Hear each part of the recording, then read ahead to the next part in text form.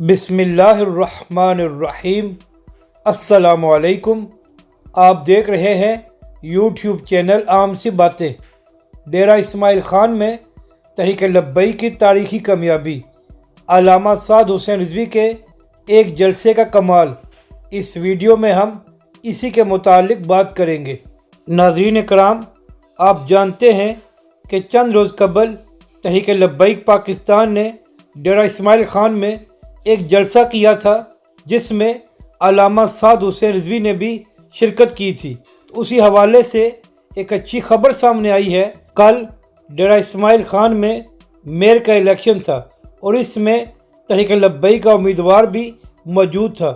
تو اس الیکشن میں مولانا فضل الرحمان کی جماعت کو ابسط شکست ہوئی ہے، کیونکہ یہ حلقہ مولانا کا آبائی حلقہ ہے، جبکہ دوسری جانب نواز شریف کی مسلم لیگ نون کو صرف 73 ووٹ ملے۔